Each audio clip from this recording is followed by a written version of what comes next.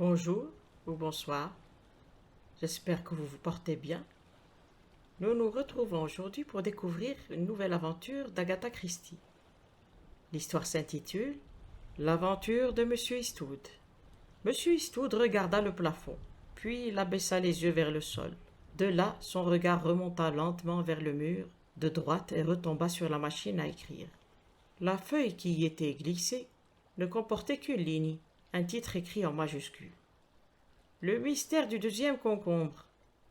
Anthony Eastwood en était sûr, le lecteur serait aussitôt intrigué. De quoi peut-il s'agir? Se dirait-il un concombre? Deux concombres? Je dois lire ça. Et il en serait enthousiasmé, charmé. Quelle aisance déployée par le roi du roman policier. Quel intérêt suscité aussitôt par ce modeste légume. Tout cela, c'était très beau. Anthony Eastwood savait mieux que personne ce qu'était un roman. À son avis, toute œuvre comporte des données essentielles, un titre et une intrigue. Le reste n'est que routine. Parfois le titre fournit l'intrigue et dès lors, tout est facile. Mais en l'occurrence, le titre ornait le haut de la page sans que se profilât l'ombre d'une intrigue. Anthony Eastwood chercha de nouveau l'inspiration au plafond, sur le parquet, sur le papier des murs, en vain. Rien ne vint. J'appellerai mon héroïne Sonia, dit Anthony. Sonia ou peut-être Dolores. Son teint sera de la pâleur de l'ivoire. Ses yeux auront la profondeur insondable des grands lacs. Le héros s'appellera George ou John, un prénom bref, typiquement anglais. Quant au jardinier, il en faudra un pour s'occuper de ce sale concombre, et il sera écossais et très inquiet au sujet des premières gelées. Cette méthode, qui réussissait parfois, ne donnait rien ce jour-là. Anthony voyait très bien Sonia, George et le jardinier, mais ceux-ci ne manifestaient aucune disposition à entrer en action. Évidemment, je pourrais prendre une banane, songeait Anthony morose, ou une laitue, ou encore un chou. Tiens, un chou de Bruxelles. Un sinistre baron belge. Un instant, une lueur parut éclairer les ténèbres, puis elle mourut d'elle-même. Le baron belge refusa de se matérialiser, et Anthony se souvint brusquement que concombre et première gelée étaient incompatibles. Les remarques humoristiques du jardinier écossais n'avaient plus de raison d'être. Et puis, zut, dit Eastwood. Il abandonna sa table, saisit le Daily Mail. Peut-être avait-on assassiné quelqu'un de façon propre à fouetter l'imagination d'un auteur en pleine inspiration. Mais les nouvelles étaient consacrées à la politique intérieure et étrangère. Dégoûté, Eastwood laissa tomber le journal. Il prit un volume qu'il ouvrit. Les yeux fermés, il promena son doigt sur un feuillet et l'arrêta au hasard. Le destin avait choisi le mot mouton. Aussitôt paré de couleurs brillantes, toute une histoire se déroula devant les yeux du romancier. Une jolie fille, l'esprit un peu dérangé par la mort de son amoureux, tué à la guerre, garde des moutons dans les monts d'Écosse, et revoit le fiancé mort. Les moutons au clair de lune, la jeune fille morte étendue dans la neige, et les marques de pas de deux personnes. C'était une très belle histoire. Anthony l'abandonna avec un soupir. Son éditeur ne voulait pas entendre parler de ce genre de récit, si beau fût-il. Ceux qu'il réclamait, il les payait même fort honorablement, devaient parler de femmes aux cheveux sombres poignardées en plein cœur, de jeunes héros injustement soupçonnés et du coup de théâtre provoqué par la découverte du vrai coupable, celui auquel personne n'aurait songé, grâce à des faits parfaitement inattendus. Bref, le mystère du deuxième concombre. Et il y a une chance sur 10 pour qu'il change mon titre et le remplace par une idiotie du genre « tuer c'est sale », sans même me demander mon avis. Au diable ce téléphone. Il décrocha d'un geste rageur 2 fois en 1 heure. L'aigre sonnerie de l'appareil l'avait déjà dérangé. La première par erreur, la seconde pour une invitation à dîner venant d'une femme du monde un peu folle. Il la détestait cordialement, mais avait dû s'avouer vaincu. « Allô » grogna-t-il. « C'est vous, mon amour » demanda une voix douce, mélodieuse, avec une nuance d'accent étranger. Je ne sais pas, répondit Eastwood prudent. « Qui parle ?»« C'est moi, Carmen. Écoutez-moi, mon amour, on me poursuit. Je suis en danger. Venez vite, c'est une question de vie ou de mort. » « Je vous demande pardon, dit Eastwood. Vous faites erreur, je crois. »« Madre de Dios, les voilà. S'ils me surprennent, ils me tueront. » Ne m'abandonnez pas. Venez sans perdre un instant, ma vie en dépend. Vous savez, 320 Kirk Street. Le mot de passe est concombre. Chut. Il entendit le léger déclic de l'appareil à l'autre bout. Je veux bien être pendu, dit Eastwood extrêmement surpris. Il prit son pot à tabac et bourra sa pipe avec soin. Ça devait être une manifestation de mon subconscient. Elle ne peut pas avoir dit concombre. C'est par trop extraordinaire. L'a-t-elle vraiment dit? Il arpentait la pièce, irrésolu. 320 Kirk Street. Je me demande ce que cela signifie. Elle attend quelqu'un d'autre. 320 Kirk Street. Le mot de passe est concombre. Oh, c'est impossible, absurde. Mon cerveau me joue des tours. Il lança un regard venimeux à la machine à écrire. À quoi es-tu bonne, toi? Veux-tu me le dire? Je t'ai regardé toute la matinée, et pour quel résultat? Un auteur doit trouver ses sujets dans la vie. La vie, entends-tu? Je sors pour en trouver un. Il enfonça son chapeau sur sa tête, accorda un coup d'œil affectueux à sa précieuse collection d'émaux et quitta son appartement. Kirk Street était presque uniquement consacré aux boutiques d'antiquaires et de brocanteurs. Le numéro 320 était spécialisé dans la vente de verreries anciennes. Le magasin était garni à profusion, et Anthony avança avec précaution entre les deux rangs serrés de verres à vin et sous un régiment de lustres aux breloques tintantes. Une très vieille femme trônait à la caisse. Elle avait une moustache, que lui auraient envié bien de jeunes gens, et des façons plutôt brusques. Elle examina Anthony et dit d'une voix rauque. « Alors ?» Anthony perdait assez vite contenance. Il s'empressa de s'informer du prix des verres à vin du Rhin. 45 shillings les 6. Ah oui, il me semble joli. Ceci, combien? Une merveille du vieux Waterford. Je vous laisse la paire pour 18 guinées. Une minute encore et hypnotisé par les yeux terribles de la vieille femme, il achèterait n'importe quoi. Et il s'en rendait compte. Et cependant, il ne pouvait se décider à quitter la boutique. « Et cela » demanda-t-il en indiquant le chandelier. « 35 guinées. »« Aïe, dit-il, je ne puis me permettre cette fantaisie. »« Que désirez-vous? Un cadeau de mariage ?» ?»« Exactement, avoua Eastwood, saisissant le prétexte, mais le choix est difficile. »« Mais non, dit la vieille femme qui se leva. Une jolie pièce de verrerie plaît à tout le monde. J'ai 2 carafes, là, et un service à liqueur, tout ce qu'il y a de bien. Juste ce qu'il faut pour une jeune mariée. Pendant les 10 minutes qui suivirent, Anthony souffrit le martyre. La vieille le tenait fermement en main. Elle soumit à son approbation tous les objets susceptibles de lui convenir. Il sentait le désespoir le gagner. « Très joli et remarquable, répétait-il. Puis il se décida brusquement. « Avez-vous le téléphone ici ?»« Non, il y a une cabine dans le bureau de poste en face. Que diriez-vous de ce gobelet ou de ces coupes anciennes ?» N'étant pas une femme, Anthony ignorait tout de l'art de sortir d'un magasin sans rien en acheter. « Je vais prendre le service à liqueur, dit-il d'un air sombre. C'était le moins cher et l'idée d'entrer en possession du chandelier le terrifiait. Il paya, l'amertume au cœur. Le courage lui revint quand la vieille femme fit son paquet. Elle le prendrait sans doute pour un déséquilibré et puis après. « Concombre, dit-il d'une voix nette. La vieille s'arrêta brusquement dans son travail. « Hein? Que dites-vous? » « Rien, dit-il très vite. « Ah, j'ai cru entendre concombre. »« C'est ce que j'ai dit, répliqua le jeune homme d'un air de défi. »« Alors vous ne pouviez pas parler plus tôt? Vous êtes là à me faire perdre mon temps. Par cette porte et en haut, elle vous attend. » Anthony passa la porte indiquée et gravit quelques marches extrêmement sales. Au sommet de celle-ci, une autre porte s'entr'ouvrit, sur un petit salon. Une jeune fille assise sur une chaise fixait l'entrée avec anxiété. Quelle fille! Elle avait exactement cette pâleur de l'ivoire qu'Anthony avait décrite tant de fois. Et ses yeux. Elle n'était pas anglaise, cela se voyait aussitôt. Elle irradiait un charme exotique que l'extrême simplicité de son costume ne parvenait pas à cacher. Il s'arrêta sur le seuil, décontenancé. L'heure de l'explication semblait avoir sonné. Mais avec un cri de joie, la jeune fille se jeta à son cou. « Vous êtes venu. Bénis soient tous les saints et la Sainte Vierge. » Anthony, ne perdant jamais les bonnes occasions, lui fit écho avec ferveur. Elle s'écarta enfin et le regarda avec une délicieuse timidité. « Jamais je ne vous aurais reconnu, déclara-t-elle. « Vraiment? Non. Même vos yeux me semblent différents, et vous êtes 10 fois plus séduisant que je l'aurais cru. À ce point? Du calme, mon garçon, se dit Anthony, du calme. Cette situation évolue de façon fort agréable, mais ne perds pas la tête. Puis-je vous embrasser encore? Bien sûr, répondit le jeune homme avec chaleur. Autant que vous le voudrez. Ce fut un moment charmant. J'espère que l'autre ne va pas apparaître. Elle est délicieuse, cette petite. Brusquement, la jeune fille se dégagea, l'œil assombri par la peur. On ne vous a pas suivi. Seigneur, non. Oh, ils sont astucieux, vous ne les connaissez pas aussi bien que moi. Boris est un ennemi.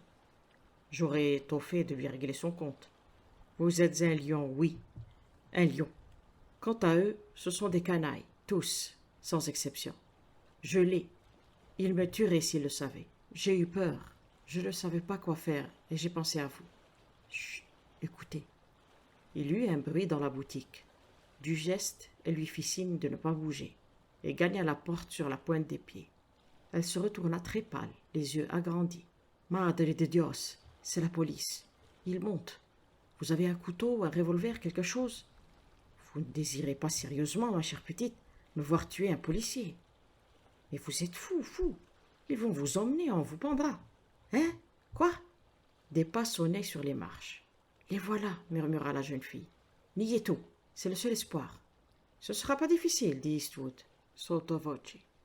L'instant d'après, 2 hommes pénétraient dans la pièce. Ils étaient en civil. Conrad Fleckman, je vous arrête pour le meurtre d'Anna Rosenberg, dit le plus petit des deux. Tout ce que vous direz pourra être retenu par l'accusation. Voici mon mandat. Ne perdez pas de temps, cela vaudra mieux. La jeune fille poussa un cri inarticulé. Anthony fit un pas en avant, un sourire un peu figé aux lèvres. Vous faites erreur, dit-il. Je m'appelle Anthony Eastwood. Cette déclaration parut ne faire aucun effet sur les 2 détectives. On verra cela plus tard, déclara l'un d'eux. En attendant, suivez-nous. Vous me permettez, j'en suis sûr, de faire mes adieux à cette jeune dame. Avec une discrétion qui l'étonna, les 2 policiers se tournèrent vers la porte. Anthony attira la jeune fille dans un angle de la pièce. Écoutez-moi, lui dit-il à voix basse. Je ne suis pas Conrad Fleckman. Vous vous êtes trompé de numéro quand vous m'avez appelé. Je m'appelle Anthony Eastwood. J'ai répondu à votre appel parce que... Bref, je suis venu. Elle le regarda incrédule. Vous n'êtes pas Conrad Fleckman? Non. Oh, s'écria-t-elle avec un profond accent de détresse. Et moi qui vous ai embrassé. C'est parfait, répondit-il. Les premiers chrétiens en avaient fait une habitude. Excellente formule. Mais écoutez-moi, je vais m'arranger avec ces gens. J'aurai tôt fait de leur prouver mon identité. Dans l'intervalle, ils ne vont pas vous importuner et vous pourrez prévenir votre précieux Conrad. Ensuite, oui, simplement ceci. Mon numéro de téléphone est Northwestern 1743. Assurez-vous qu'on ne vous en donne pas un autre. Elle lui dédia un sourire enchanteur, à demi noyé de larmes. Je n'oublierai pas. Oh non. C'est très bien. Au revoir. Au fait, oui. Une fois de plus, ça ne serait pas terrible comme les premiers chrétiens. Elle lui passa les bras autour du cou et posa ses lèvres sur les siennes. Je vous aime beaucoup, vraiment beaucoup. Vous vous en souviendrez, quoi qu'il advienne, n'est-ce pas? dit-elle. Anthony se libéra à contre-cœur et s'approcha des policiers. Je suis prêt à vous suivre. Vous n'arrêtez pas cette jeune dame, n'est-ce pas? Non, monsieur, répondit le plus petit avec déférence. Ils sont bien, ces types du Yard, songea Anthony en les suivant dans l'étroit escalier. La vieille avait disparu, mais le jeune homme perçut le bruit d'une forte respiration derrière une porte et on conclut qu'elle se tenait là, à l'affût des événements. Arrivé sur le trottoir, Anthony emplit ses poumons d'air frais et se tourna vers le plus petit des 2 policiers. À présent, inspecteur, c'est votre grade, je pense. Oui, monsieur, l'inspecteur détective Véral. Et voici le sergent Carter. Bien, inspecteur, le moment est venu de parler raison et d'écouter. Je ne suis pas Conrad, je ne sais plus qui.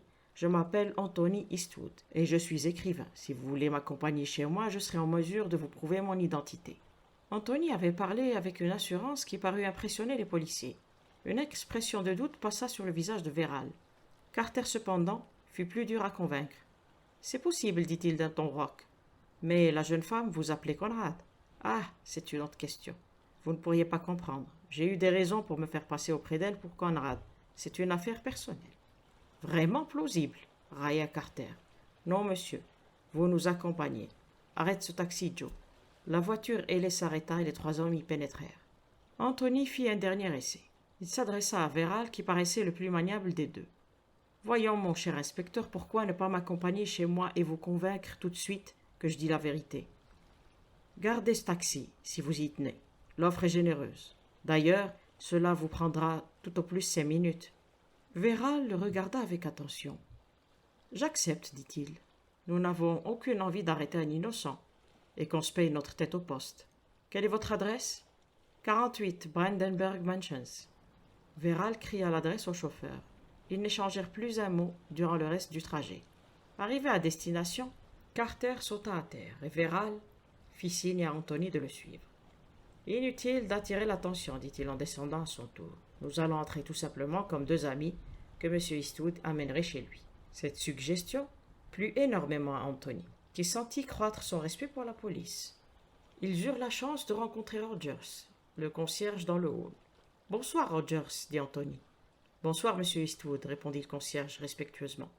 À l'encontre des deux autres locataires, Anthony se montrait généreux avec lui, et Rogers lui en savait gré. Le jeune homme s'arrêta, un pied sur la première marche de l'escalier. « Au fait, Rogers, dit-il d'un ton neutre, j'habite ici depuis combien de temps?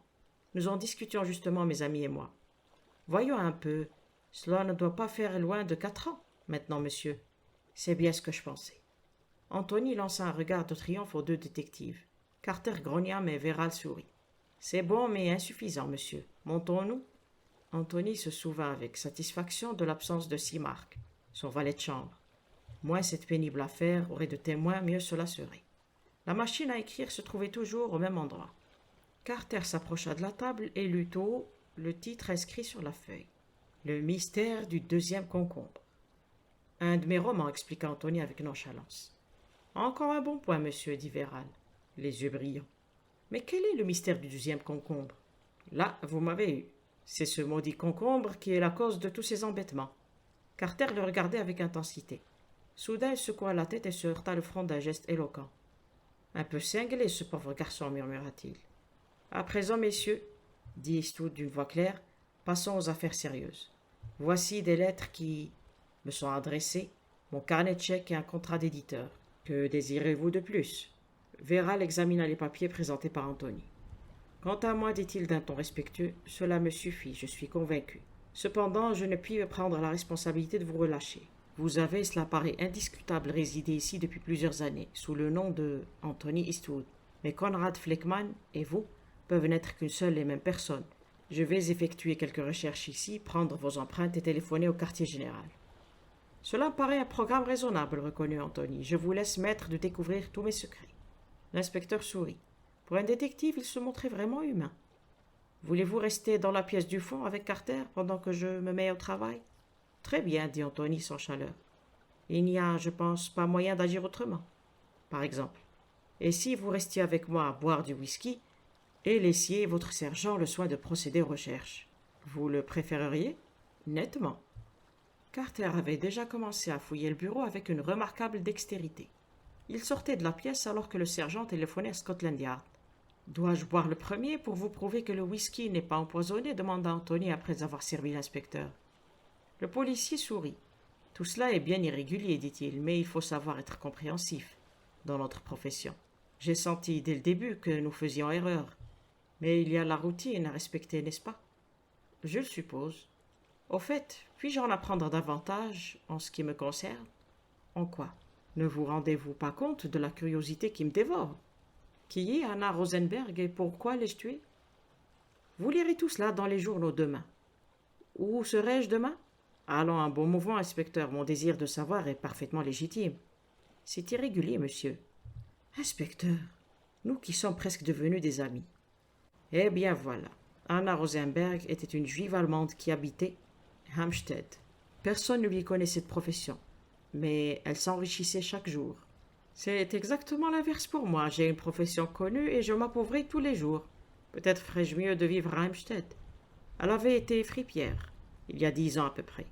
Londres comptait beaucoup de réfugiés politiques espagnols. Parmi ceux-ci, un certain Don Fernando Ferrares, avec sa jeune femme et leur enfant.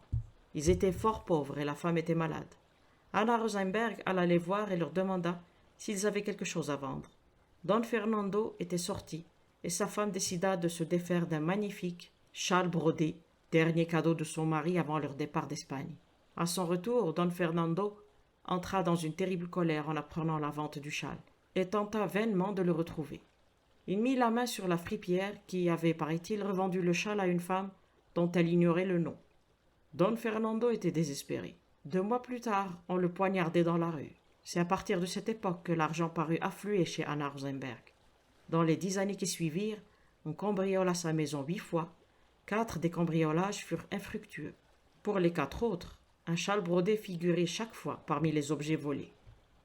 L'inspecteur s'interrompit, mais un geste d'impatience d'Anthony lui fit reprendre très vite le fil du récit. Il y a une semaine, Carmen Ferrares, la fille de Don Fernando, arriva en Angleterre, venant d'un couvent de France.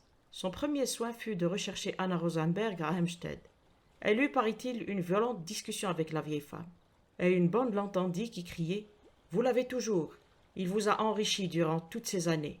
Mais je vous le dis, cela vous portera malheur. Vous n'avez aucun droit moral de le conserver. Et le jour viendra où vous souhaiteriez ne jamais avoir vu le châle des 1000 fleurs. » 3 jours plus tard, Carmen Ferrares disparut mystérieusement de l'hôtel où elle logeait. Dans sa chambre, on trouva le nom de Conrad Fleckmann et un billet émanant d'un homme qui se disait antiquaire et lui demandant si elle consentirait à se défaire d'un certain châle brodé en possession duquel il la croyait. L'adresse inscrite sur le billet était fausse. Ce châle est évidemment le nœud du mystère. Hier matin, Conrad Fleckmann a rendu visite à Anna Rosenberg. Elle est restée enfermée avec lui plus d'1 heure. À son départ, elle a dû se mettre au lit, bouleversée par l'entretien. Mais elle donna l'ordre de faire entrer Fleckmann s'il manifestait l'intention de la voir. La nuit dernière, elle s'est levée et elle est sortie vers 9 heures. Elle n'est pas rentrée. On l'a retrouvée ce matin dans la maison occupée par Fleckmann, poignardée en plein cœur. Sur le sol à côté d'elle se trouvait, devinez quoi? Le châle, suggéra Anthony, prodigieusement intéressé. Le châle des 1000 fleurs? Quelque chose de beaucoup plus macabre, mais qui expliquait tout. Oh, excusez-moi, voilà le chef, je crois. La sonnette avait tinté, en effet.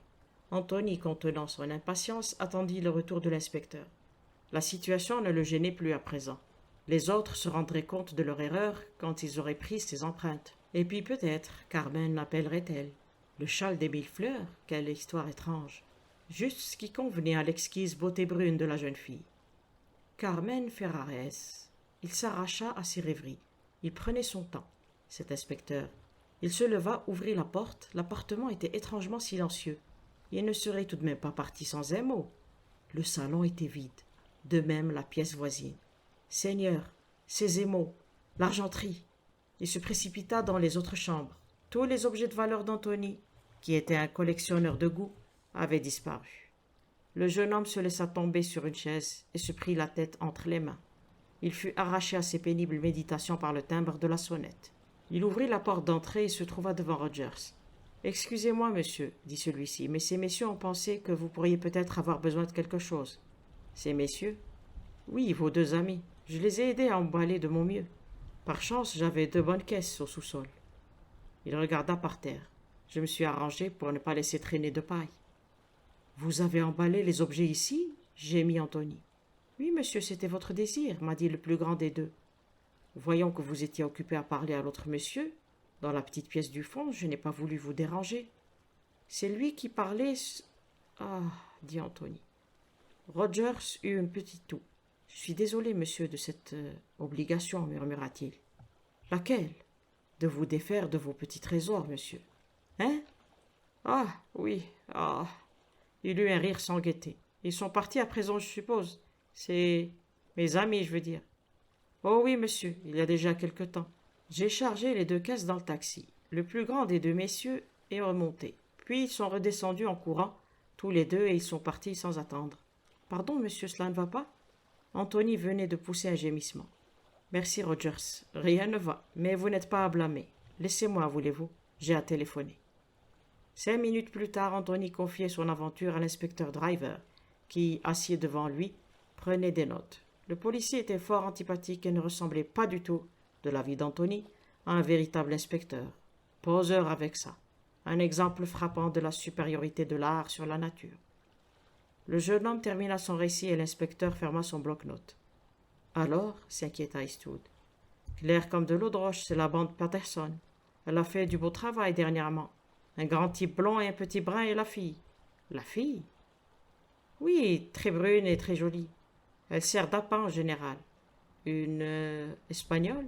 Elle pourrait se faire passer pour telle. Elle est née à Hampstead. L'inspecteur se leva, prêt à partir. Elle vous a repéré sur l'annuaire et vous a conté une fable. Elle se doutait que vous alliez rappliquer.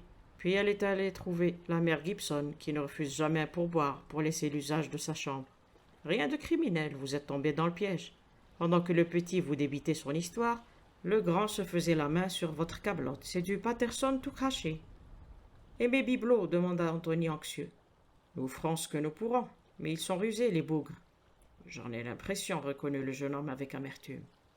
L'inspecteur venait à peine de prendre congé que le timbre de la sonnette retentit. Anthony ouvrit la porte. Un jeune garçon, un paquet à la main, se tenait sur le seuil. Un colis pour vous, monsieur. Anthony, qui n'attendait rien, le prit avec surprise. Il le porta dans son bureau et coupa les ficelles. C'était le service à liqueur. Nom d'un chien. Au fond d'un des verres reposait une minuscule rose artificielle. Je vous aime beaucoup, vraiment beaucoup. Vous vous en souviendrez, n'est-ce pas? Quoi qu'il advienne. Elle avait dit cela. Quoi qu'il advienne. Avait-elle voulu... Anthony se rabroua. Ah non, ça suffit. N'est-ce pas? Puis il s'assit devant sa machine à écrire, résolu. Le mystère du deuxième concombre. Le châle des 1000 fleurs. Qu'avait-on trouvé à côté du cadavre, cet objet macabre qui expliquait tout? Rien, bien sûr, puisque l'histoire avait été inventée pour retenir son attention. Et pourquoi pas donner une solution à cette énigme? Anthony arracha la feuille retenue par le rouleau de sa machine et la remplaça par une autre, et écrivit « Le mystère du châle espagnol ». Il contempla ces mots pendant 1 minute, puis il se mit à taper rapidement. Fin. J'espère que l'histoire vous a plu. Je vous remercie encore pour vos chaleureux commentaires, vous souhaite la bonne santé, et je vous dis à bientôt pour une autre histoire. Au revoir et merci.